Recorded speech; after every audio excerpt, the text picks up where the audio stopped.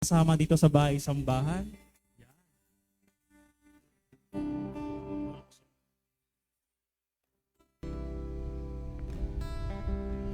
Good morning po sa bawat isa. Yan.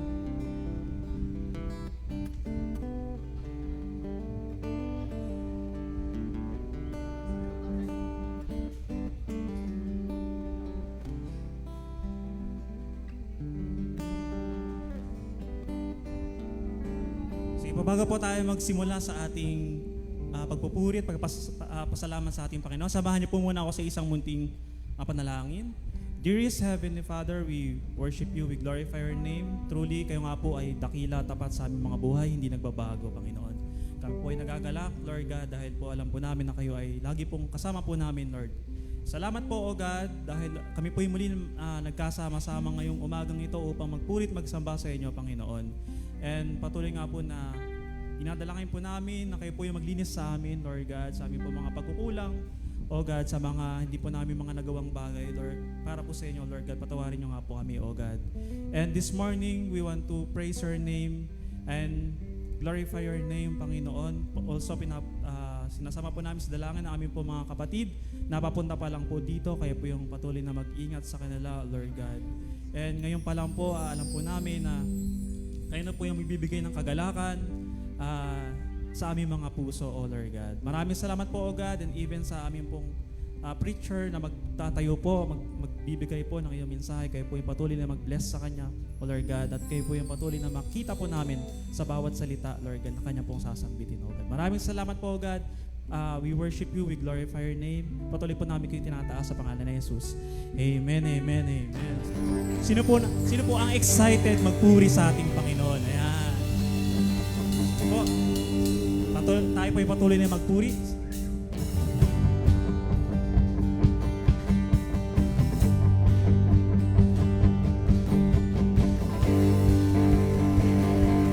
Puri na napakabuti ng ating Diyos, no?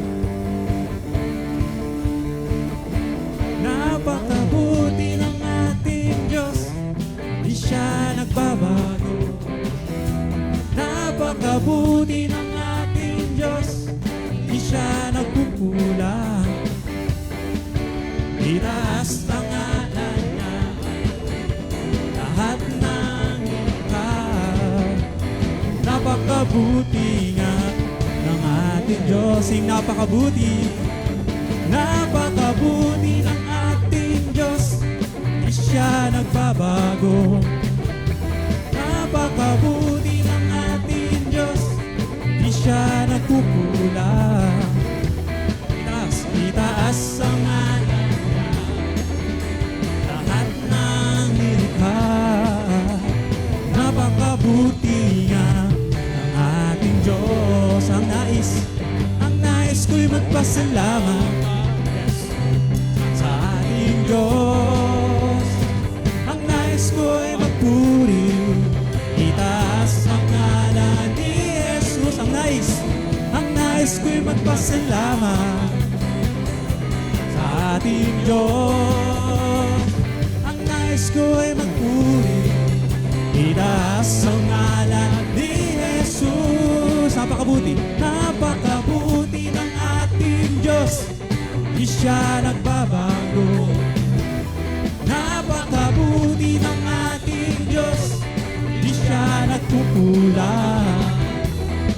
Itaas ang ngalan niya, lahat ng likha.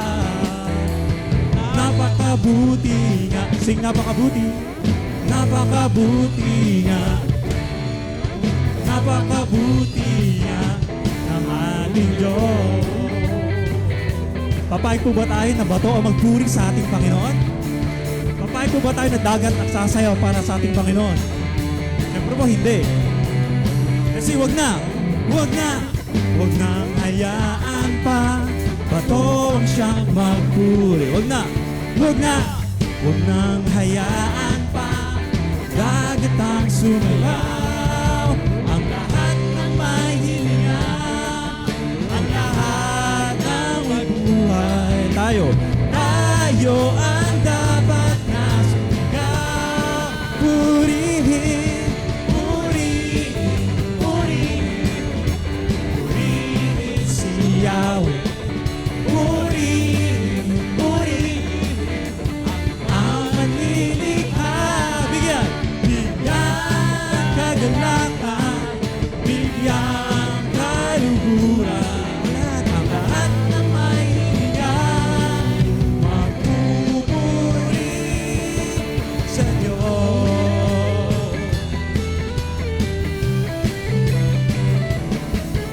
Huwag nang hayaan pa. Yes, ito ang siyang magpuri. Huwag nang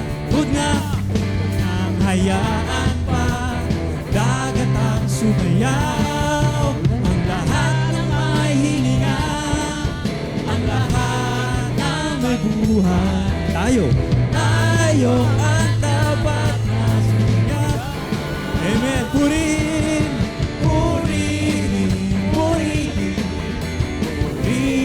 si Yahweh. Purihin ang manlilikha. Bigyan kagalakan, bigyan kaluguran, at ng may hirap, magpupuri sa Diyos. Let's sing purihin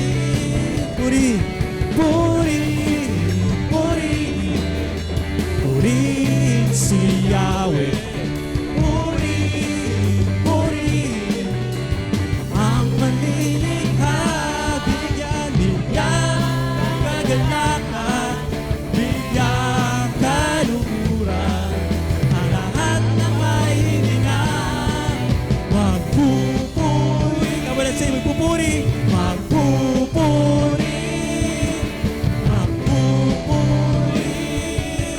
sa Diyos.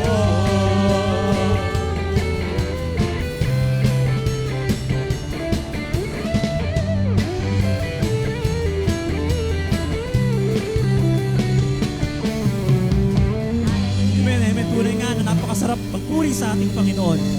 Amen. Praise God. Praise you. Napakabuti niyo, Panginoon. Patuloy po namin kayong itataas sa mga ito.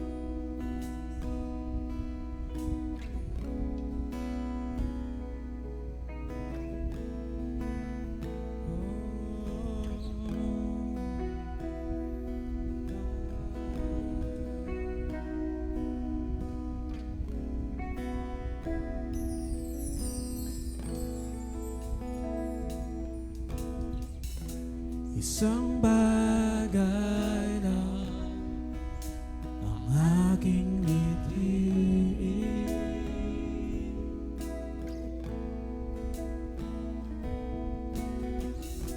isang bagay ito aking hiniling sa'yo, na ako'y lumagi sa iyong puso, na ako'y lumagi sa iyo. Isang bagay, isang bagay lang ang aking mithiin. Isang bagay,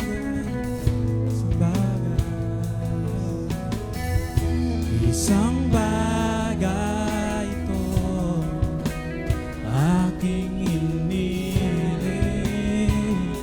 sa'yo, na ako'y lumagi sa iyong puso, na ako'y lumagi sa iyo.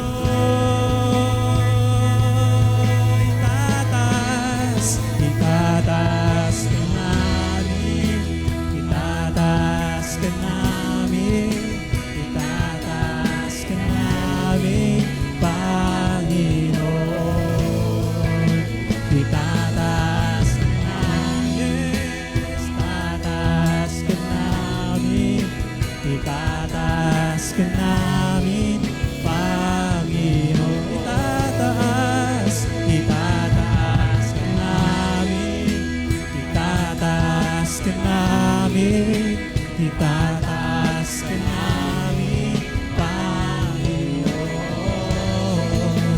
itataas ka namin, itataas ka namin, itataas ka namin, Panginoon. Wala na, wala nang iba, wala nang higit pa sa'yo. Wala na, wala nang iba, wala nang higit pa sa'yo.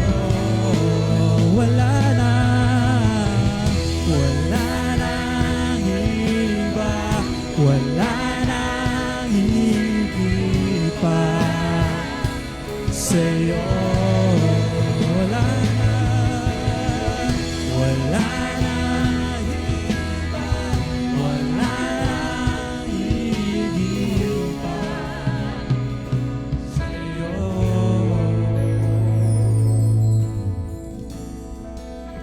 Itataas ka namin, itataas ka namin, itataas ka namin, Panginoon. Tataas ka namin, tataas ka namin, itataas ka namin, Panginoon. Tataas, tataas ka namin, itataas ka namin, Panginoon. Tataas ka namin, itataas ka namin, itataas ka namin, Panginoon. Itataas ka namin, itataas ka namin, itataas ka namin, Panginoon. Itataas ka namin, itataas ka namin, itataas ka namin, Panginoon. Come on, let's declare, wala nang iba. Wala nang iba, wala nang higit pa sa'yo. Wala nang iba, wala nang higit pa sa'yo. Wala na, wala nang iba, wala nang higit pa sa'yo. For the last time, let's sing. Wala na, wala na iba, wala nang higit pa sa'yo. Oh, wala na, tataas ka namin, nagulat mo. You alone deserve praise, you alone. Ikaw naman,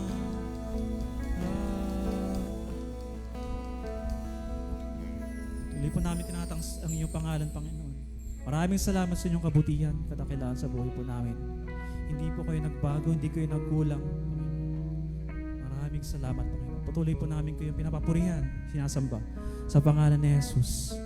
Amen. Amen.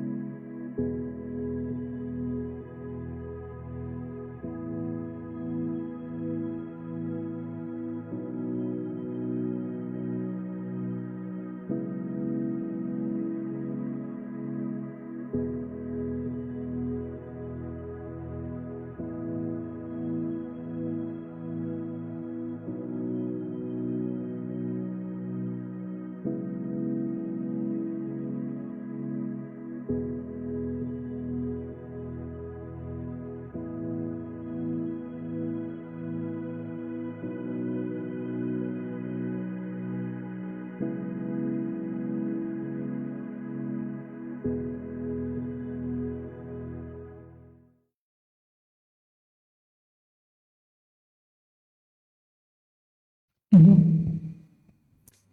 Sige. Good morning po sa bawat isa. Ayan. Sige po, let's start our Sunday service with a prayer. Sige, let's pray po. Salamat po, Ama, sa isang magandang linggo na ibinigay mo sa amin. I pray, Lord, that this Sunday, Lord, may we get to know you more as we listen to your word. And also, Father, we also remember in our prayers, our Pastor Voltaire, Pastor RJ, and Ate Maloy, who is currently in CTTP Tanay right now. We pray, Father, sa isang matagumpay na cascade ng Paradigm Shift and Ministry Reset. At patuloy nga po, O Diyos, na ikaw ang siyang manghuna, O God, at maitaas, O God, sa linggong ito. At patuloy, Lord, that we expect, Father, na mas makikilala ka namin at mas lalalim, Panginoon, ang aming relationship sa iyo as we dig deeper, O God, sa iyong mga salita.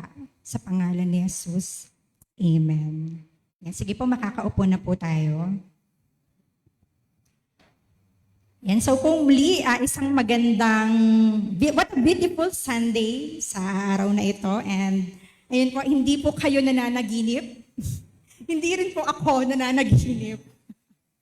Ayan, so, but what a privilege po na dalhin sa umagang ito ang salita ng Diyos. And before we go on, let's have a quick review dun po sa sermon ni Samony Maloy last week. So, nag-iwan po si Ate Maloy sa atin ng isang challenge. So, ano po ito? Ayan, so ang challenge is for us to be mature enough or to grow in our attitudes about possessions. And sabi din na kung patuloy daw po nating iisipin na ang ating mga kita at ating mga ari-arian ay sa atin lamang at hindi sa Diyos, para daw po tayong mga bata na hindi natin hinaharap ang realidad. And last week din po ay may pinasaulo sa atin na memory verse. So tandaan niyo pa po ba mula sa Matthew 6 verse 33? Okay, sige po, let us recite together. But seek first His kingdom and His righteousness, and all these things will be given to you as well. Ayan. And we have also discussed the 3 important truths about possessions. So ano yon? Una, God owns all your money. Second, God enables you to earn your money. And third, God made you steward over His money. And natutunan din po natin na as steward, we should manage our money and possessions just as He would want us to. And in other words, our stewardship should please God. And so for today's message, so we will examine or ating pong susuriin kung paano malulugod ang Diyos sa ating pamamahala ng mga bagay na ibinigay or pinagkatiwala niya sa atin. Sige. Sino po sa inyo ang nakakaalam kung sino po ang pinakamayamang tao sa ating bansa as of today? Sino po? Henry C? Ayan, tama. Si Manny Villar. Okay. Sige, according to Forbes, yan, among the 2,781 billionaires around the world, ang 190 si Manny Villar. And siya po yung leading Filipino billionaire sa buong mundo. And siya po sa Pilipinas rather. So yan, siya ay with a net worth of $11 billion, approximately 622 billion pesos. So yan. So siya pa rin yung top billionaire dito sa country natin. So imagine po natin, si Manny Villar po ay gustong bumisita sa inyong mga tahanan. And this is just an example ha. And he is in his final years of his life. And wala po siyang mapag-iiwanan ng kanyang mga ari-arian. And so he is traveling and looking for people kung kanino niya pwedeng i-share, kung kanino niya pwedeng ibigay some of his fortunes. And narinig niyo po sa katabing bayan na meron siyang binisita na isang bahay, tapos nag-iwan siya, binigyan niya ng napakalaking halaga na pera. Tapos, nag-visit din po siya sa ibang bahay, pero nag-thank you lang siya. And wala, hindi siya nag-iwan ng mga kayamanan niya. So, question, so pag bumisita po ba si Manny Villar sa inyong mga tahanan, i-welcome niyo ba siya? And kung oo, ano po ang inyong gagawin? So, kung ako pong sasagot nito, I would try to learn everything about Manny Villar. Yan kung saan siya nanggaling, ano yung kwento ng buhay niya. And aalamin ko rin kung meron ba siyang mga books or mga articles na sinulat. So I can get to know more about him. And actually, nag-research ako. So isa sa sinulat ng books ay The Power of Dreams. Ayan. So now, kung naisip ko na meron po pala akong chance na maambunan ng blessing or mabiyayaan ng kahit shares lang ng ari-arian ni Manny Villar upang i-bless, upang aking magamit para i-bless yung tao, syempre, I would find everything I could about Manny bago po siya bumisita sa aming bahay. And, or in other words, this is what I will do. I will figure out what pleases him. So kung yung aking pong kwarto ang pinakamagandang kwarto sa aming bahay, sa tingin niyo ba i-offer ko yun kay Manny Villar? Ayan, syempre. Pero syempre, yung mas maganda yung kwarto ng nanay ko. So yun na, kwarto na lang ni nanay ang i-offer ko kay Manny. Yun. So yan, yung mga pinakatatago-tagong magagandang mga pinggan, mga muebles, mga baso sa aming bahay. Ayan, syempre, yun din yung aking gagamitin, no, para pagsilbihan or para iserve si Manny. And kung na-discover ko din po na hindi siya mahilig sa chicken, sa tingin niyo po ba, o-order ako ng chicken barbecue sa Kiambao's Catering? Ayan, so syempre hindi. So, hindi siya kumakain ng chicken. No? And aalamin ko rin kung ano po yung favorite niyang music, ayan, for background sa bahay. So yan, I would really be prepared po so I could please Manny Villar. So yon. Pero, hindi man mangyaring bumisita sa inyong tahanan ang pinakamayamang tao sa buong bansa, alam ba ninyo that if you are in Christ, you have already had the Lord of all call on you and stay in your home. The kings and presidents may not visit your home, but you sit and talk with the King of Kings, with the President of the Presidents in your very home. For in Christ, you are a child of the King. Yan. But the question is, have you spent much time trying to learn what pleases God?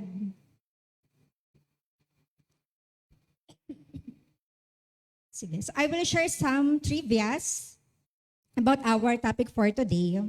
So the Bible has over 2,000 references about money and the management of money. So punong-puno po ang Book of Proverbs ng mga references about money and possessions. And Jesus had 3 years to teach us all the important issues about faith. But he talked more about money than about any other subject. And out of 38 parables na kinuwento ni Jesus, 16 parables deal with money. Yan, about 42%. Yan, about money. And 1 out of every 10 verses in the Gospels has to do with money or possessions. So coming to around 288 verses. So are we not grateful enough na hindi na natin kailangang hulaan pa kung paano natin malulugod ang Panginoon? And God has told us how we can please Him, that He has carefully made certain it was recorded in the Scripture. So now, let us look at the 5 important ways to give that please God. So, it may sound strange, pero number 1, ayan, you please God when you give even when overwhelmed with problems. So nalulugod ang Diyos kapag nagbibigay ka kahit na ikaw ay nababahala sa mga problema. So basahin po natin yung verse mula sa 2 Corinthians chapter 8 verses 1 to 2. And now, brothers, we want you to know about the grace that God has given the Macedonian churches. Out of the most severe trial, their overflowing joy and their extreme poverty welled up in rich generosity. Basahin ko po sa Tagalog. Ngayon, mga kapatid, nais kong malaman nyo ang ginawa ng mga iglesia sa Macedonia dahil sa biyaya ng Diyos sa kanila. Kahit na dumaranas sila ng maraming pagsubok, masayang-masaya pa rin sila. Kaya nga naging lubos silang mapagbigay sa kabila ng kanilang matinding kahirapan. Sometimes, God uses our circumstances for us to learn and grow. Okay, next slide. So yan, for just a quick discussion ng context ng ating text for today. So here po ay kinakausap po ni Pablo ang Corinthian church at ibinabalita niya sa kanila ang sitwasyon ng Jerusalem, which is ito yung kanilang mother church. At kinikwento rin niya ang magandang halimbawa na ipinakita ng churches sa Macedonia. So yan, kung makikita niyo sa picture, yan, sabi ni Paul, let's raise money for a relief gift. So may fundraising po sila sa Jerusalem. So ang nakakaranas po, noong time po na ito, ay nakakaranas ang Jerusalem ng persecution. Marami po ang nawawalan ng trabaho at maraming mga employers ang hindi tumatanggap sa mga Kristiyano. And yan, nagkaroon pa ng tagtuyot or ng famine or ng taggutom. And ayan, tinawag po ni Pablo ang mga Kristiyanong ito. So dito po sa, nasaan kayo? Right side, ayan, right side. The mostly non-Jewish Christians. Ayan, na itinuturing ng mga mananampalatayang Hudyo or Jew na hindi mahalaga. So upang ipadala ang kanilang mga sacrificial offerings or tulong, or sa like nung nangyari nitong pandemic, ayuda, ayan. Kasama niya sa pagbabalik sa Jerusalem. So, meron pong for background na ang mga Jewish Christians, ini-insist nila na ang mga Hentil na naging Kristiyano ay maging Hudyo din. So, kaya tinuturing nila ang mga Gentiles na hindi mahalaga or hindi nila accepted or hindi deserve yung equal rights na para sa mga Hudyo. Pero kahit na aware or alam ng mga bagong believers na ito, ang nararamdaman or tingin sa kanila ng mga Jewish Christians sa Jerusalem, patuloy pa rin silang nagbigay kahit na sila mismo ay labis na nababalisa sa kanilang mga problema. So meron din po silang problem na na-experience nung time na ito. So sa Acts, makikita natin na maraming bagong simbahan na itinayo ni Paul na punong-puno ng mga tao na pinagtatawanan, minamaliit, ninanakawan, kinukulong, binubugbog, at sinasaktan dahil sa kanilang pananampalataya.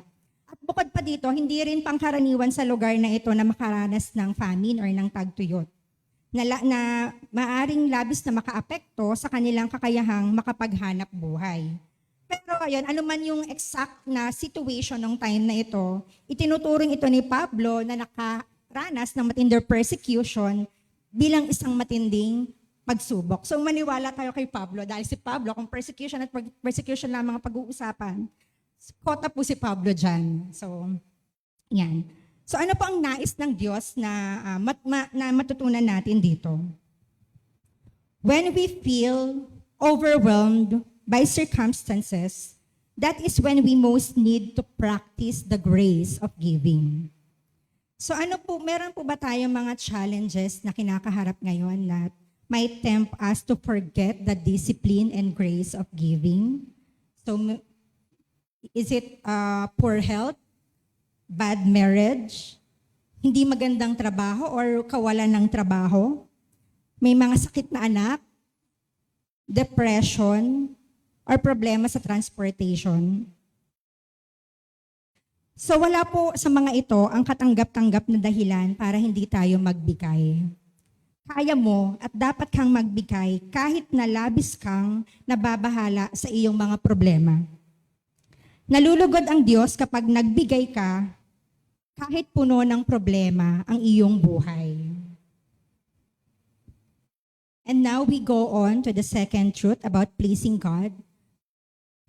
Second point, when you give, you please God when you give even in extreme poverty.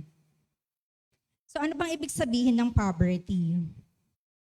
And when you just do not have enough to meet all your expenses and care for those you love most.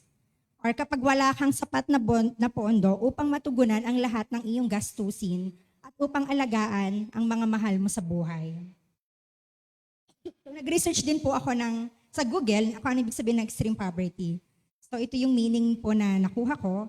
So it is deprivation of basic human needs such as food, water, clothing, etc. So isa itong napakahirap na kalagayan na kung ikaw ay mas mahirap pa, magugutom ka na hanggang sa ikay mamatay. Pero sa verse 2, sinasabi ni Pablo sa mga believers ng Corinthians na one of the most severe trial, their overflowing joy and their extreme poverty welled up in rich generosity. So pansinin po natin, bakit kaya nilagay ni Paul yung phrase na overflowing joy sa pagitan ng severe trial at ng extreme poverty? Because in the middle of that suffering and poverty, they had an overflowing joy. Here's what I learned about joy, about pusong nagagalak. Yan. So you can have joy even when you seem overwhelmed with problems. So number one, tulad ni Paul, nang siya ikinulong sa bilangguan sa Pilipos, umawit siya ng may kagalakan dahil naglingkod siya sa Diyos na kayang magpadala ng lindol at kayang palayain ang kanyang lingkod mula sa anumang pagkakabihag or bondage.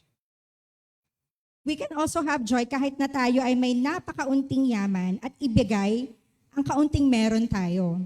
Tulad ng batang lalaki na nagbigay ng kanyang small lunch, maliit niyang tanghalian kay Jesus. Ito yung 5 small loaves of bread and yung 2 fishes. At pagkatapos ay pinarami ito ni Jesus at napakain niya ang libo-libo. We can have joy because it is more important to have Jesus than money. Naniniwala po ba kayo doon? It is also more important to have Jesus than to be free of problems. Si Jesus nga, though he was rich, pinili niya maging poor for our sake, so that through his poverty, we might become rich. So ito po yung sa 2 Corinthians 8 verse 9. And ito pong mga bagong Kristiyano na ito sa Macedonians had learned that even though they had so little, they could find something to give back to God.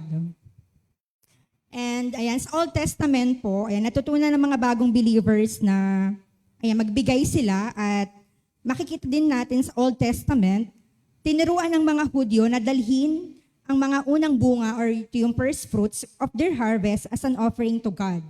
And when they gave a sacrifice to God, ang hayop ay kailangang perpekto at walang kapintasan. Ibig sabihin, dapat nilang ibigay yung pinakamainam na meron sila, yung pinakamaganda, hindi yung mga tira-tira. So dapat nilang ibigay yung the best and not the leftovers. Those who have many possessions and therefore can give large gifts do not impress Jesus. So ito po yung katotohanan. He is far more impressed with those who give even though it is a sacrifice. So from the story of the poor widow's offering, sige, basahin ko lang po yung verse. Sa Mark 12 verse, says 43 to 44, Jesus sat down opposite the place where the offerings were put and watched the crowd putting their money into the temple treasury. Many rich people threw in large amounts, but a poor widow came and put in 2 very small copper coins, worth only a few cents. Calling his disciples to him, Jesus said, "Truly I tell you, this poor widow has put more into the treasury than all the others. They gave out of their wealth, but she, out of her poverty, put in everything, all she had to live on." Yan, sige. Ayan. So, yan, makikita po natin dito sa picture. So, itong first, no, kung paano po magbigay yung mga rich people. So, yan. And then, actually, ito pong lagayan ng kanilang offerings. Ano siya, para siyang trumpet. So, pagka naglagay ka ng money, talagang rinig yan. Ayan, so yan, talagang pinapakita nila. And everyone, they clap. At nai-impress yung mga taong nandun kapag may nakikita sila na nagbibigay ng malaki. Ayan. Ayan, ito yung sa poor widow. Okay. Okay, so ano nga ba yung halaga? Ano bang halaga ng 2 copper coins na yon? So ayan, makikita natin dito sa slide. Ayan, sa King James Version po, ang widow's mite, yung term na ginamit. It also known as leptons or pruta. It is the smallest known denomination of currency in Jewish society and often made of copper or bronze. So these coins were very low value and were used only in the poor province of Judea. And nung sa panahon daw ni Jesus, it took 48 leptons just to buy a single loaf of bread. So ayan, nandyan din yung size and weight. So makikita natin halos walang halaga yung in-offer nitong widow. But dahil nga dalawa lang yung in-offer ng widow na ito, syempre hindi siya pinalakpakan, hindi na-impressed yung mga tao na nakakita sa kanyang offering. No one is impressed with the widow's offering except for Jesus. So si Jesus lang yun na-impress. So to give you some testimony or quick story regarding po dito sa text natin. So I will share mine.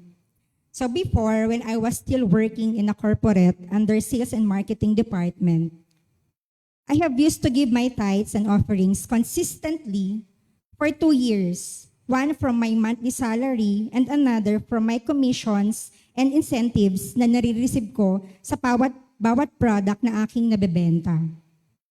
Tingin ko noon sa aking sarili ay cheerful giver ako kasi masaya naman talaga ako at palaging excited magbigay. Financially man or in kind. Akala ko okay na yon, napiplease ko na si God. When I resigned from my work at nahirapang makahanap ulit, nahinto ang aking pagbibigay.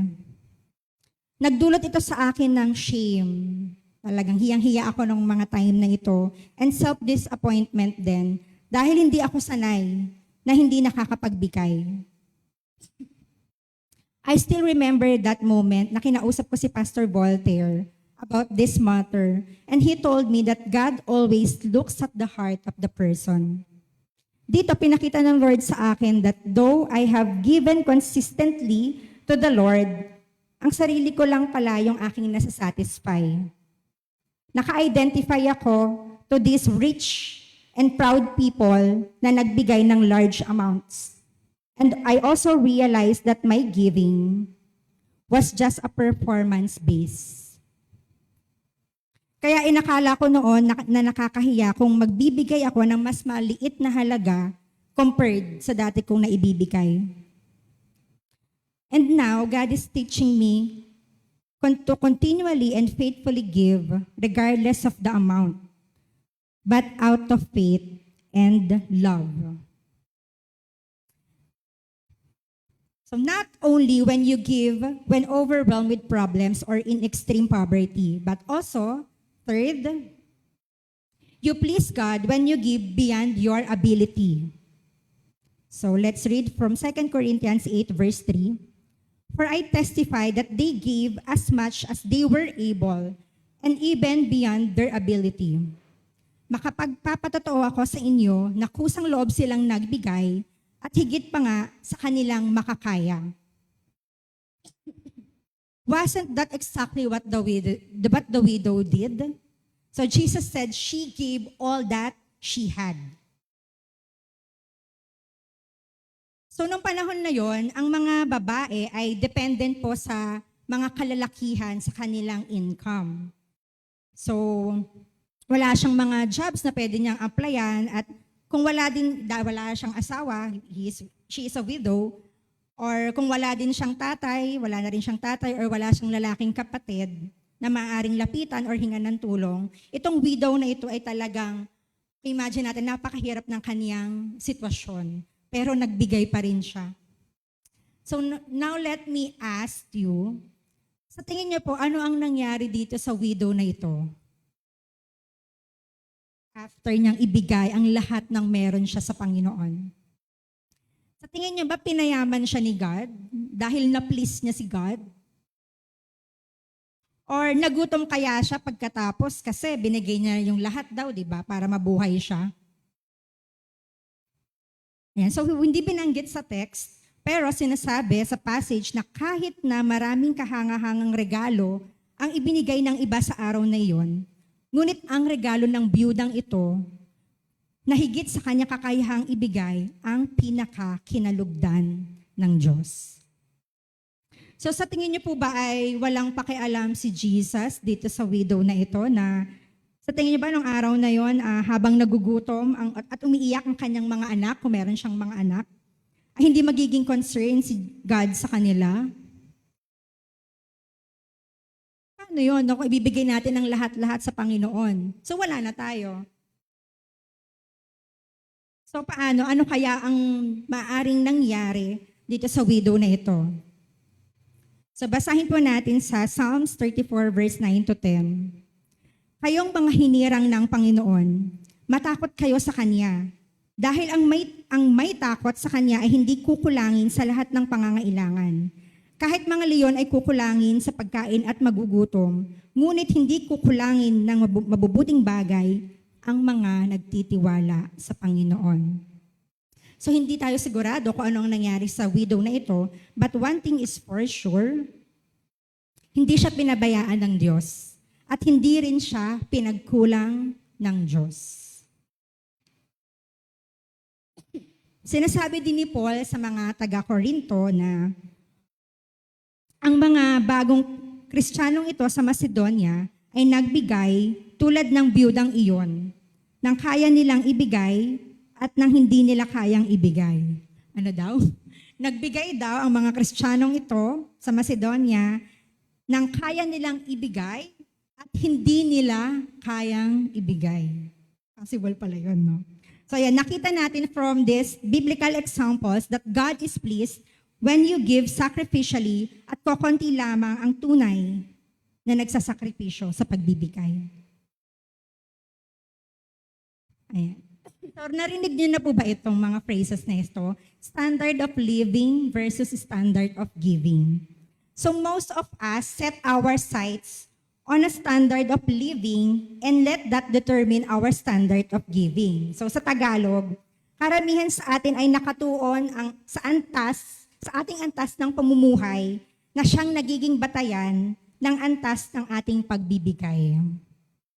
So most people daw po ay pinaprioritize nila yung kanilang lifestyle before yung generosity na naglilimit sa kanila ng kanilang willingness to give. So they decide how much to give based on how much they spend on themselves. So instead of giving more to help others, they focus on their own lifestyle and what they can afford. Highlight natin, after their expenses. Pero dapat natin itong baligtarin. We should adjust our standard of living according to our standard of giving. So, yan, for example, so kung magdidesisyon tayo na bigyang prioridad ang pagbibigay at ayusin natin yung ating pamantayan ng pamumuhay, so maaring halimbawa, pwede nating piliing bawasan yung pagbibili ng mga mahaling bagay. Or kung ano man yung mga bagay na binibili natin na medyo kamahalan, or minsan luho. Luho yung tawag natin dito.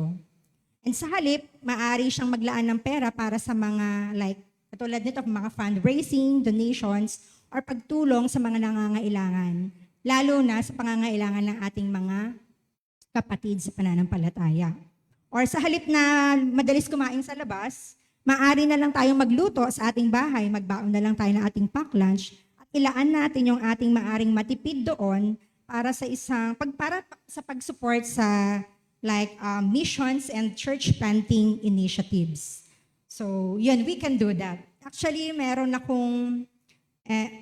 mga lumalapit din sa akin, and as the head din po ng fundraising, may mga nakikita po ako sa ating iglesia, talagang excited, talagang they are kino-consider nila, at may mga fundraising ba tayo dyan? So I can set aside budget for that.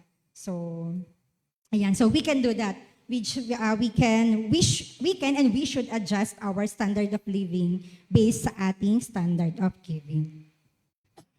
And if we will first determine what you should give to God, so kung uunahin muna natin kung ano dapat yung ibigay natin sa Panginoon, you will find yourself giving beyond. So hindi nyo na mamalayan, nakakapagbigay na po pala kayo beyond dun sa able na kaya nyong ibigay. And you will be excited at how God will meet all your financial needs, just like the Macedonians. Kung minsan naririnig din po natin yung, hindi pa ako baka kapagbigay sa ngayon. Yan. Sabi sa 2 Corinthians 8 verse 3, yan, higit pa nga, yan, the Macedonian Christians gave beyond their ability, or higit pa nga sa kanilang makakaya. So it means you can give even you cannot give. And God wants to help you give even when you cannot give. So that's the grace of God in our giving.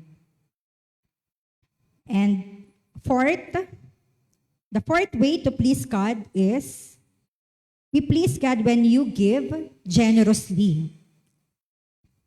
So basahin po muli natin sa 2 Corinthians 8 verse 2. Out of the most severe trial, their overflowing joy and their extreme poverty welled up in rich generosity. So sila'y nagbigay na ng sagana na para bang sila'y mayayaman. Di ba nga, meron silang mga kinakaharap din na problema. They were rich in generosity even though they were in complete poverty. So these poor and suffering believers gave generous amounts with generous hearts para tumugon sa pangangailangan ng believers sa Jerusalem.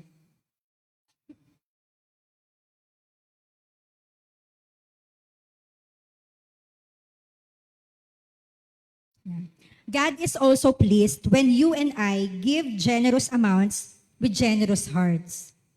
So bukod pa po pala yun, no? Bukod pa yung generous amount sa generous heart. So you can give, pwede pala tayong magbigay ng generous amount, pero hindi generous yung heart natin.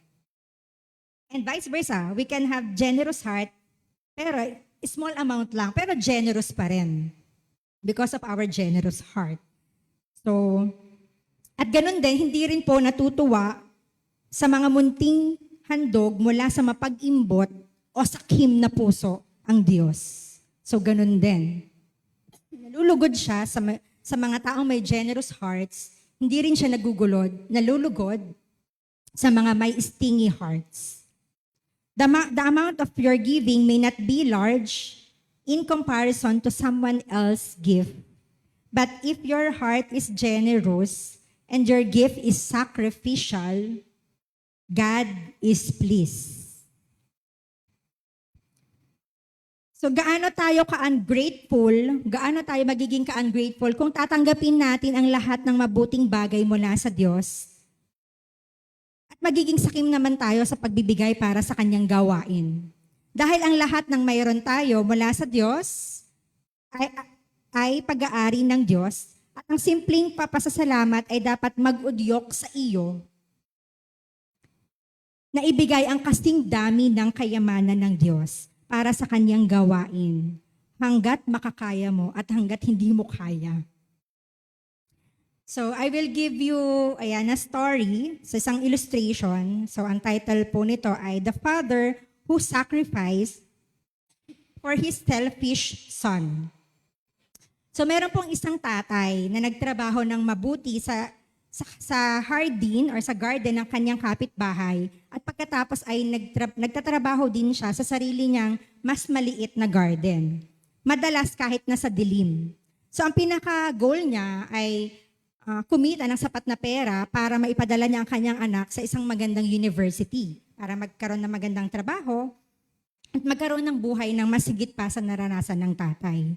So dumating yung panahon ng graduation ng kanyang anak at natuklasan nila na siya ay nakatanggap ng scholarship para mag-aral sa isang university. So nag-alala ang ama dahil alam niya na makakapag-stay ang kanyang anak sa bahay ng kanyang kapatid sa lungsod, ngunit kailangan nito ng bisikleta para makapagbiyahe pabalik-balik. So may bisikleta ang tatay noon, pero sira na. At dahil sa gastos sa paaralan at pagkain ng family nila, wala na siyang pambili para palitan yon. Kaya humingi siya ng dagdag na trabaho sa kanyang amo. Napag-alaman niyang kailangan ng amo ng shed at kung magtatrabaho siya ng ilang oras para dito, ay maaari siyang kumita at makabili siya ng bike para sa kanyang anak. So ibig sabihin, dahil marami na siyang extra work, madilim na siyang nakakauwi, so hindi siya nakakapag-ani ng mabuti sa kanyang garden. So it means affected yung kanilang pagkain sa araw-araw. So again, ang nasa isip ng tatay, maibili niya ng bisikleta ang kanyang anak. So naipadala ng ama ang kanyang anak sa university na yon kasama ang bisikleta at lahat ng kailangan nito. At pagkatapos ng ilang taon, nakapagtapos ang anak, nakakuha ng magandang trabaho, bumili siya ng motorcycle. So nang tanungin ng ama kung maibabalik ang bisikleta, sinabi ng anak na ibinenta niya ito para makabili ng motorsiklo. So medyo nalungkot yung tatay, pero hindi na lang siya nagsalita at sa kinalaunan, nakita niya ang kanyang anak na may sarili ng bahay, may sarili ng pamilya, at tila ba nahihiya yung anak. Dahil nakikita niya yung tatay, yung mga magulang niya, na malayo yung buhay compare sa buhay niya. So kung kayo po yung ama ng anak na ito, ano po ang mararamdaman ninyo?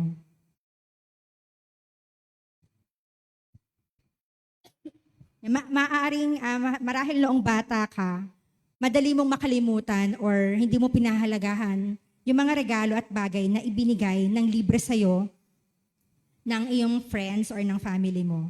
But as you mature, it's important to give back to those who have been generous to you. So sana yung anak nung time na nakaipon siya, sana binilhan niya ng bagong bisikleta, yung kanyang tatay. At balang araw, pag masenso pa siya, bibigyan niya rin ng motorsiklo yung kanyang tatay. So bilang pagkilala sa lahat ng taon ng pagsusumikap nito para sa mas magandang buhay ng kaniyang anak.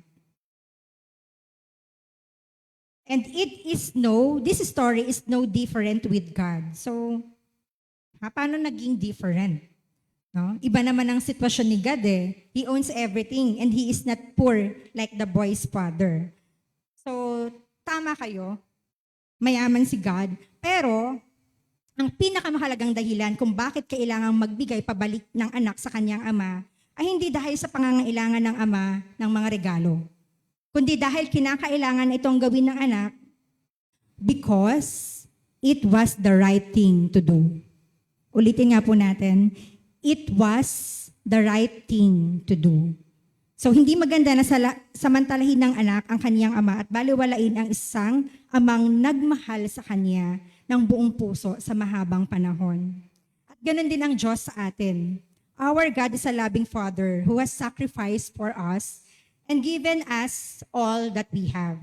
So siya ang nagbigay ng lahat ng meron tayo. Ano po sa tingin niyo mararamdaman ng Diyos kung tulad tayo ng anak sa kwento na hindi tayo nagbalik sa ating Heavenly Father? Ayan, so meron pa akong isang kwento. So, ang title nito ay The Discipline of Showing Appreciation. So, si David Guman, so isa siyang former president ng isang Christian organization. So, inalala niya yung kanyang childhood story. So, meron daw house rules ang kanyang nanay sa tuwing sila'y kakain. So, dalawang bagay. So, if they would request to pass some food, they must always say please. Yan, lagi dapat sasabihin, please pakiabot nga nito, please pakiabot nga ng adobo. Yan. So another rule is, kapag na-receive na nila ito at na-grant yung request nila, they must always say thank you. Yan. So always say please and always say thank you. So ano kayang tawag dito? Bukod sa house rules, yes, this is house rules, ano kayang tawag dito? Ano yon? Ano yung title ng isa sa pag-aralan natin last, training? 2 Sundays ago ba yun? Or 3 Sundays ago? Culture. Yan. So yan, meron silang culture of always saying please and always say thank you. So ang may question si David. So ang tanong niya, did my mom need to hear those or should she be very hurt kung hindi ako nag-please or nag-thank you sa kanya? So sabi niya hindi. She didn't need those things. She felt I needed those disciplines to grow into the gracious person she wanted her son to become. And it is the right thing to do. So pag meron tayong request, we should say please. And if we receive some favor, we should say thank you. It was just the right thing to do. So, yan po. I also encourage din yung ating church, magsimula natin itong culture na ito. Siyempre, uumpisahan natin sa ating mga pamilya at dito sa church. So, likewise, the reason God wants us to learn how to give even when we are overwhelmed with problems, in extreme poverty, or to be willing to give beyond our ability and to give generously is because we will be so much the better for it. We will become more and more like our Father in heaven. So, di ba? Christ-likeness pa rin pala, no? So, hindi siya about house rules, but tayo yung unang ginugrow ng Lord.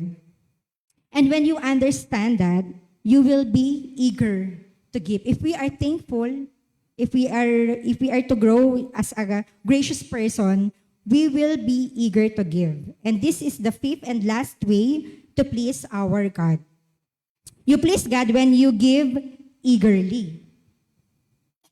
So sometimes people are looking for reasons not to give to God's work because hindi nila naiintindihan yung pribilehiyo na makapagbigay. So, but you know what? Again, as the fundraising head, ako po ay natutuwa at nagagalak dahil nakikita ko talaga how maraming givers, madaming nagbibigay talaga dito sa ating church, madaming nagsusupport sa mga initiatives natin. And while many desire to support some exciting ministries, we should also recognize the importance of supporting our pastors, our church staff, and workers. So funding their work allows them to focus on ministry and fulfills our church mission and vision. So sige, question. Sino po dito ang nakakaalam kung ilang taon na pong nagpapastor si Pastor Walter dito sa Nagcarlan? Ilang years na? Any guess? 30? More.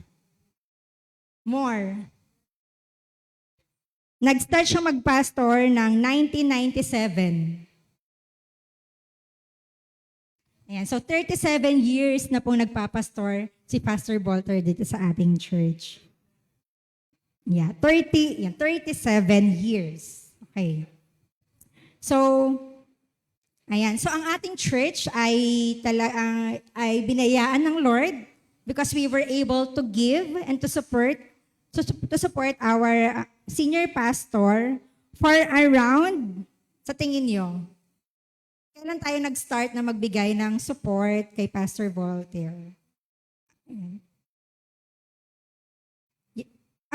Okay. Sorry po, I stand corrected. Sorry po. 27. Okay, sorry po. So, yun. 27 years.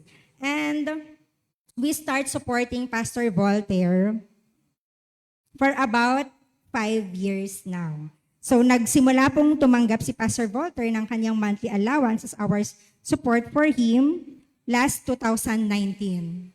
So imagine that, no? Grabe yung grace ng Lord to sustain.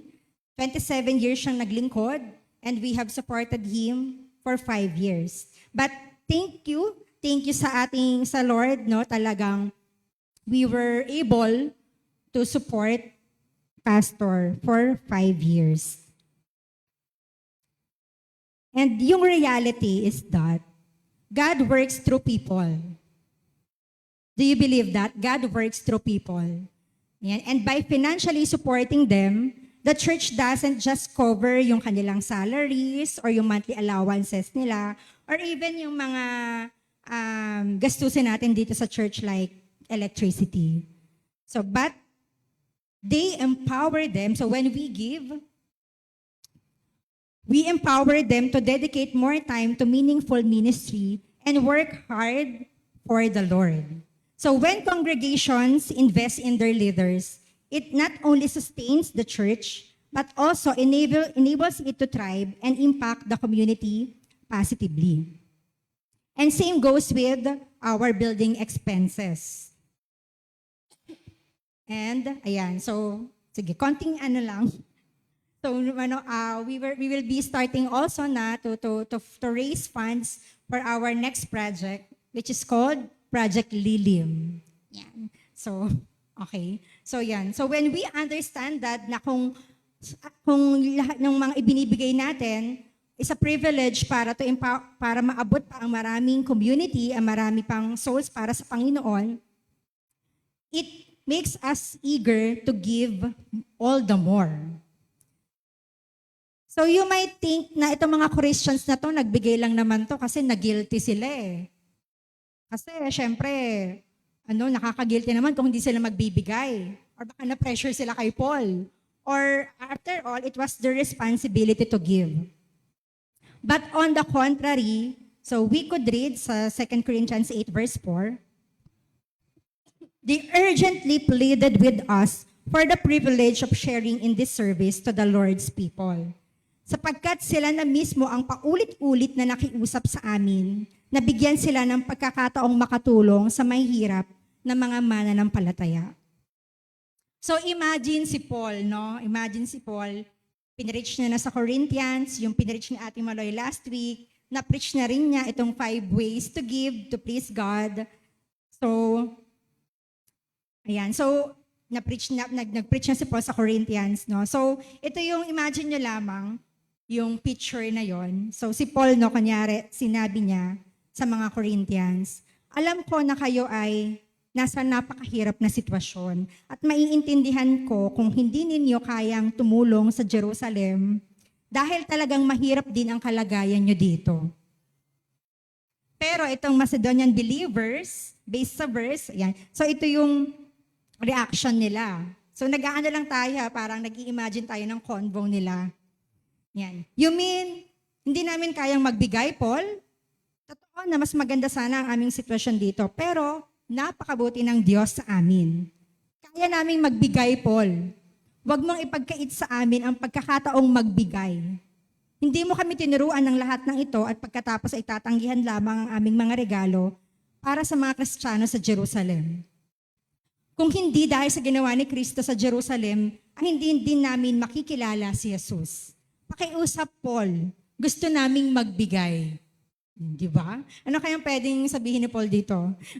Na-imagine ko, bakit ako? Bakit para kasalanan ko? Ayan. So yan, alam ni Paul na hindi dahil siya ay magaling na teacher, dahil na-preach siya ng maganda at powerful, yung topic ni Ate Marie last week and yung topic ko today, kundi dahil kapag ang katotohanan ay humawak sa mga tao, hindi sila makakaiwas na magbago.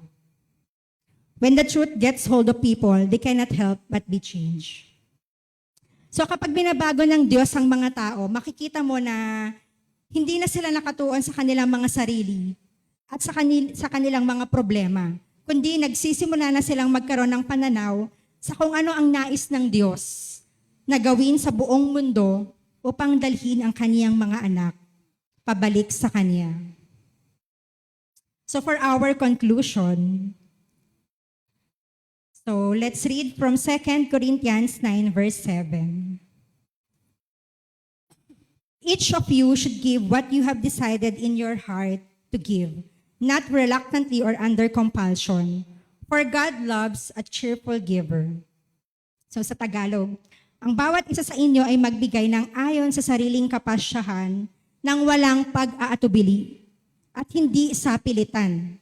Dahil mahal ng Diyos ang mga nagbibigay ng may kagalakan. So before we end, so may naalala po akong isang usapan namin ni Pastor Norman. So we are talking about honorarium. And then nabanggit niya, sabi niya, dapat pag magbibigay ka talagang from the heart. Kasi kung hindi siya from the heart, hindi honorarium ang tawag doon, kundi dishonorarium. Dishonorarium. So grabe no, pwede para tayo magbigay pero still we dishonor God. But ayun, ang gusto ng Panginoon sa atin ay malugod siya sa ating pagbibigay dahil it was the right thing to do, to give back to Him. So, okay? Sige, so last week may pinamemorize si Ate Maloy sa atin and now, meron din po tayong memory verse for this week.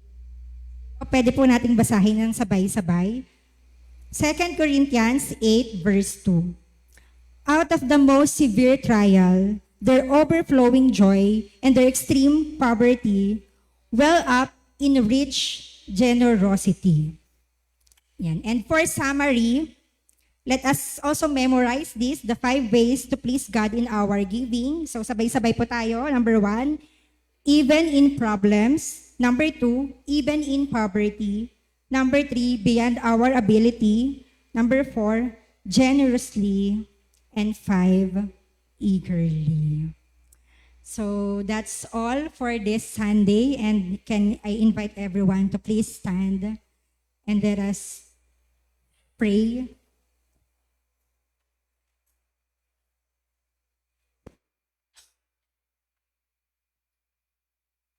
So let's pray.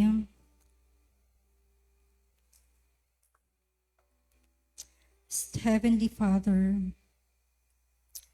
we just want to thank you for everything that you have done for all of us. Thank you, Lord, for supplying all our needs every single day of our life. But right now, Lord, we just want to come to you and confess yung mga moments, Lord, that we have give nang hindi bukal sa aming loob. Sa mga pagkakataon, Lord, na kami ay nagbigay, na akala namin we are pleasing you, but we are just pleasing ourselves. Humihingi po kami ng tawad, Panginoon, kung nag-dishonor ka namin in any way sa aming pagbibigay. And we pray, Lord, at this moment, patuloy naming balikan, O Diyos. Patuloy mong ipaalala sa amin in case that we have forgotten what you have done, how you sacrificed for all of us, so we can live, Lord. And though you are rich, Lord, you became poor for our sake, O God. Patuloy mo kaming ibalik, O Diyos, doon sa aming naranasang ito, O God. At maging ito yung foundation. Ito lamang, O Diyos, ikaw lamang, Panginoon, yung maging dahilan kung bakit kami magbibigay. Kahit kami ay nasa gitna ng mga problema, kahit kami ay naghihirap, kahit hindi kami able, at magbigay kami ng masagana at punong-puno ng eagerness, Lord, like the Macedonian church. And I also pray, Lord, for blessing to those that have give, Panginoon, una sa iyo at maging sa iglesyang ito, Lord. Maraming salamat, Father, that for this grace, Panginoon, na kaya naming magbigay, kaya naming mag-support, and as response to your message today, we will first examine how we give. Because like sa story ng widow woman, you are pleased when we give generous amounts from our generous hearts. And I pray, Lord, that you continue to change our minds and our hearts. Patuloy mong baguhin ang aming pananaw about our wealth and possessions, and even our motivation in giving. At patuloy na magkaroon kami ng joy as we give, as we sacrifice, Lord. Katulad mo, Panginoon, na punong-puno ka ng joy nung time na kinrucify ka sa cross for us to be saved. Na magkaroon kami ng joy na hindi mananakaw ng kahit na sino, ano man ang aming sitwasyon sa aming buhay. At patuloy kaming magbibigay ng buong puso na nakatingin sa iyo at hindi sa aming sarili. Patuloy, Lord, na I pray for blessing sa lahat ng mga sources of income na meron kami, Panginoon, sa iglesyang ito. Patuloy mo itong pagyamanin, Lord. Patuloy mong i-bless din ang aming mga physical health, so we will be enabled to give more for your work, O God. And patuloy, Lord, palagi naming alalahanin that our stewardship should please you, not out of duty, not just responsibility, but by our faith and our love as an expression of our love for you. In Jesus' name we pray. Amen.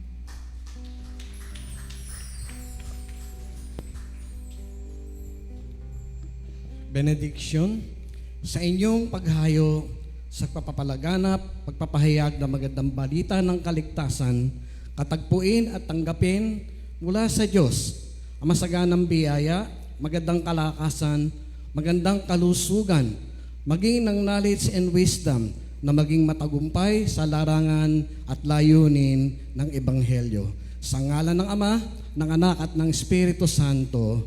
Amen. Sige po, patuloy po natin bigyan ng papuri at pasasalamat ang ating Panginoon sa umagang ito.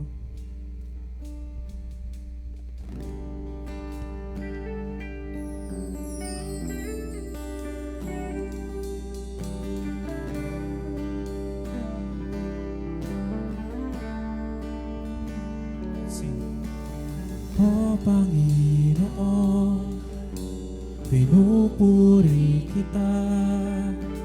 Ako'y naririto upang sambahin ka.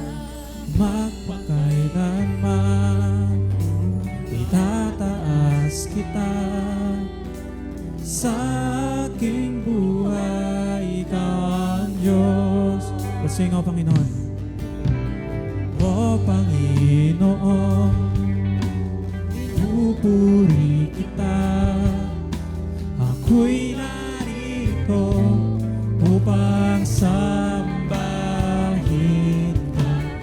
Magpakailanman itataas kita. Sa aking buhay, ikaw ang Diyos. Ako'y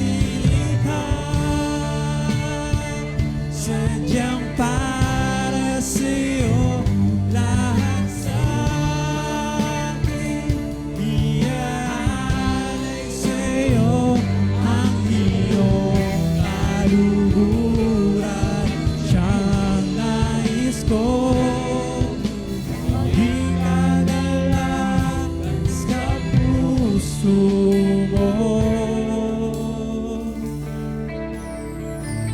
O Panginoon, O Panginoon, pinupuri kita. Ako'y narito upang sambahin. Magpakailanman itataas kita. Sa aking buhay, ikaw ang Diyos. Ako'y sadyang para sa'yo,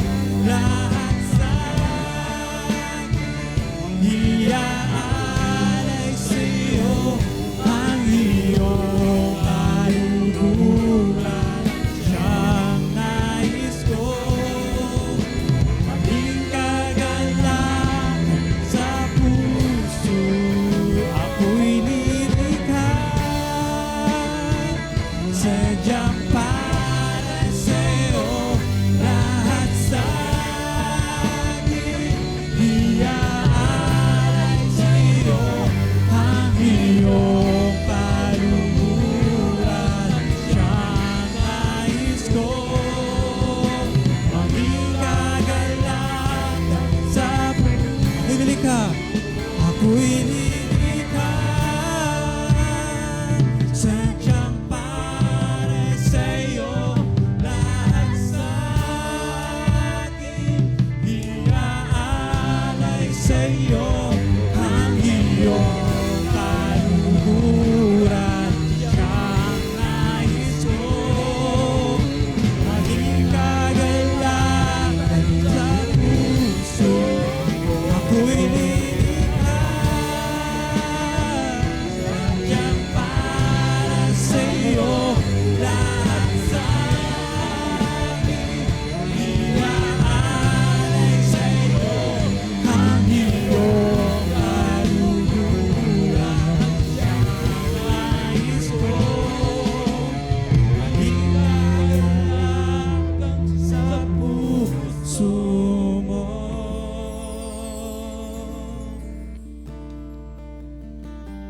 O Panginoon, pinupuri kita. Ako'y naririto upang sambahin ka. Magpakailanman itataas kita sa aking buhay. Ikaw ang Diyos sa aking buhay. Sa aking buhay, ikaw ang Diyos. Sa aking buhay, ikaw ang Diyos.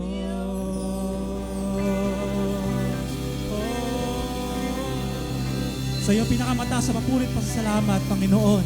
Sa iyo lamang, sa pangalan ni Jesus. Amen. Amen. Kaya patuloy po natin bigyan ng pasasalamat ating Panginoon. Praise His name.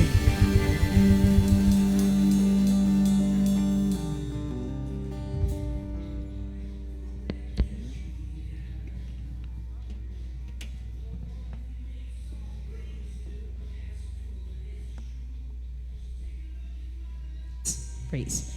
Amen. Sino pong na-bless sa ating salita ng Panginoon? Have you received yung message ng Lord? Yan. So last week po, ilang percent nga po ang sa Panginoon? Ilang percent nga po? 100%. Hindi lang po ito sa pagbibigay. Ito po in-impress ng Lord sa akin eh. Hindi lang to sa pagbibigay. Sabi po kanina, beyond our ability. Ano nga? Beyond our ability. Even in problems, na kahit may problema ako, may iba-Bible study ako dito sa ganitong lugar. Even in poverty, 2 buwan na akong walang sweldo, 3 buwan na akong walang sweldo. But God is sustaining me. Di ba po? So, and then you give to the Lord. Amen po ba yun? Amen. Yan. And with that, talagang magbibigay po tayo ng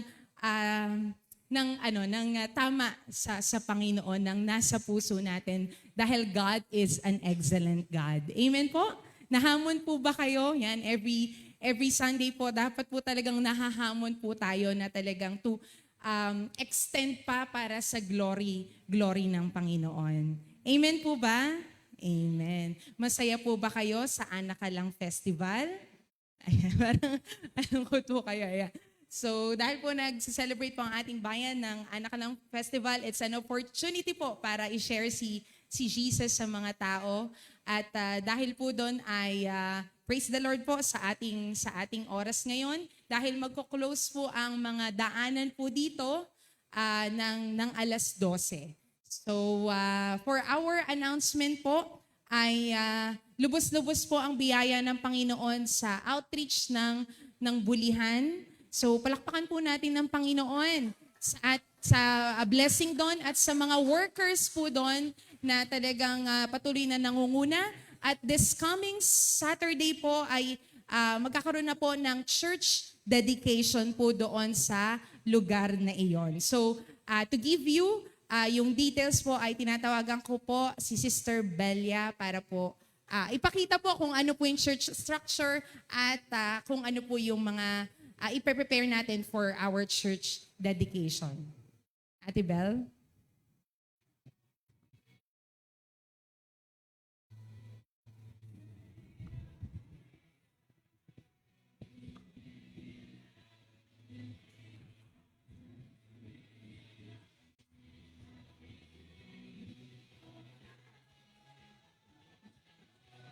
Ayan, sige po. Tingnan po natin yung PowerPoint natin before at saka po ano na po ngayon. Sige po, panoorin po natin. Pwede na ba?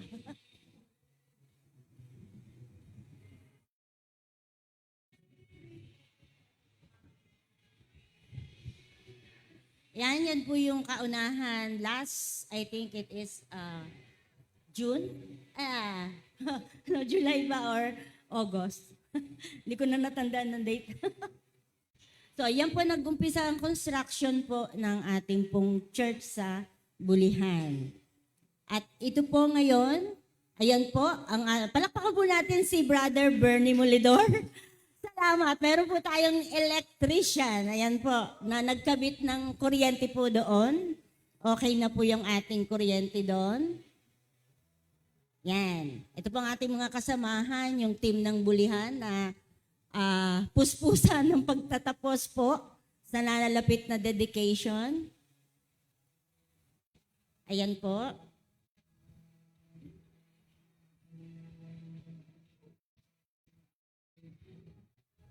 Yan po, si Lito, nagkabit po ng tiles sa CR.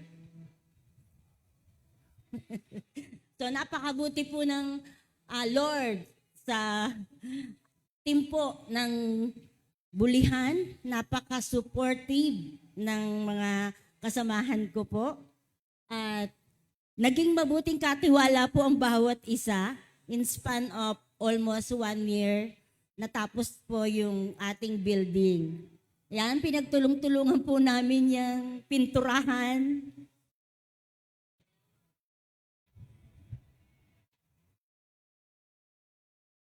Ayan na po siya. Ayan na po siya. So, ready na po siya para po sa dedication sa Sabado. And maraming salamat po. Una sa lahat, nagpapasalamat po kami sa lahat ng nag-support, time, money, at saka po yung manpower. Hindi po namin magagampanan ang lahat ng ito kung di po sa bawat isa na nagtulong-tulong. Hindi po madali. Marami po kaming struggles, marami po kaming mga naranasan dyan, pero salamat po sa Panginoon dahil siya naman talaga yung dahilan kung bakit tayo po ay may iglesia sa Bulihan. So ayan po, at this coming Saturday nga po ay meron po tayong dedication doon. Mag-i-start po ang dedication natin ng 8:30 ng umaga.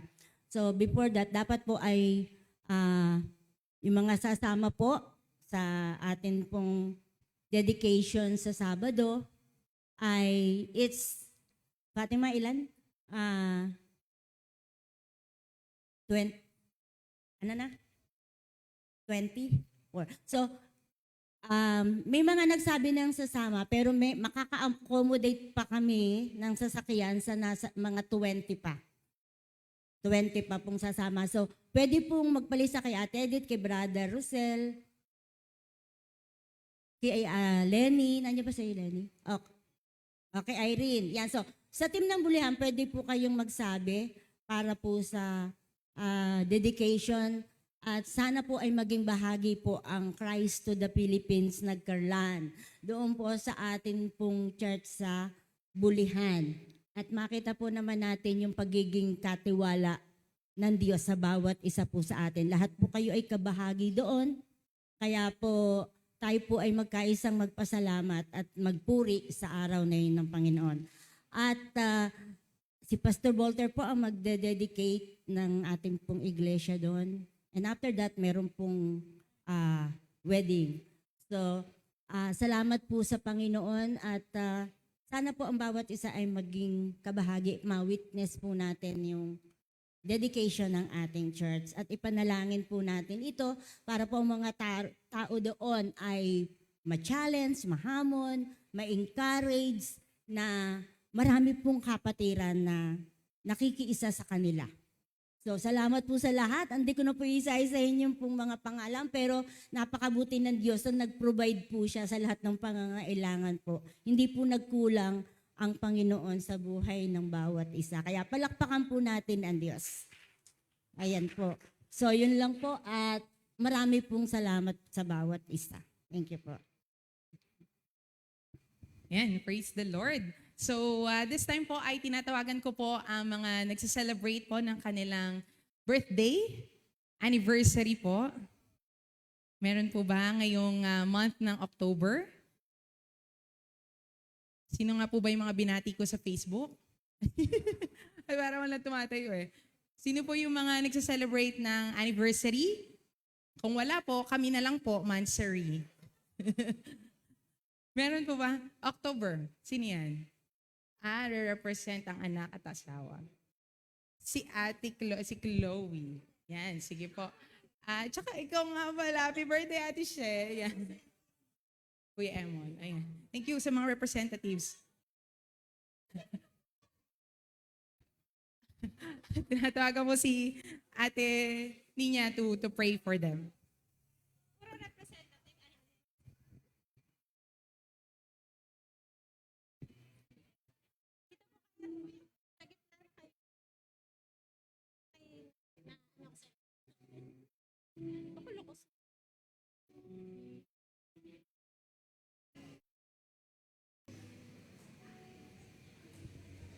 Ayan, wala na po bang hahabol? Meron pa daw po. Sige po. Labas na po lahat ng may birthday ng October. At may anniversary. Yan. Si Kuya Keb. Sige po, tayo pong lahat ay tumayo. Tapos, ituon po natin yung ating mga kamay sa kanila bilang pagpapala po natin dito sa mga taong ito. Sige po, tayo po ay manalangin. Hallelujah.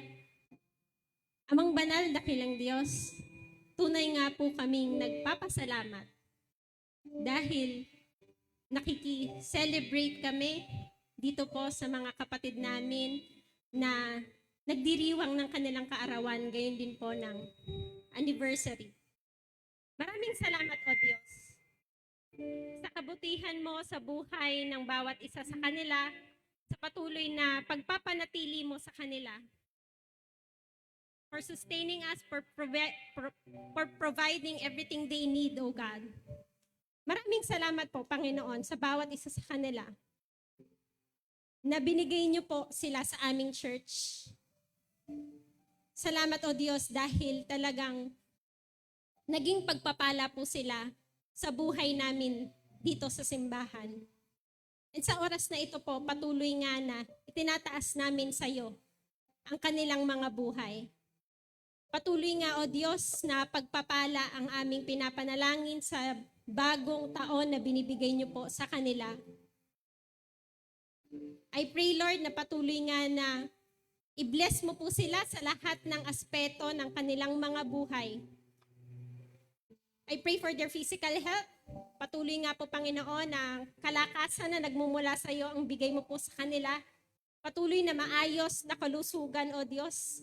At talagang ilayo mo po sila sa anumang mga sakit at sa anumang kapahamakan. Dalangin ko rin po yung relationships ng bawat isa sa kanila. Doon po sa mga nagse-celebrate ng anibersaryo, dalangin ko po, Panginoon, na patuloy na kayo po yung maging sentro ng kanilang pagsasama. At patuloy nga, O Diyos, na ikaw po yung mag-produce sa kanila ng love, O Lord. Yung love po, Panginoon, na nanggagaling sa iyo ang patuloy nga na maibigay nila sa bawat isa. At dun po sa aming mga kapatid na nagse-celebrate ng kanilang birthday, I pray po, Panginoon, na patuloy yung maayos na relasyon nila sa kanilang pamilya, gayon din po, Panginoon, sa lahat po ng tao na nakakasalamuhan nila sa araw-araw. Talagang maging channel of blessing po sila para sa mga lugar na kanilang ginagalawan, O God. Dalangin ko rin po, O Diyos, yung wisdom and yung knowledge na nagmumula lamang sa iyo.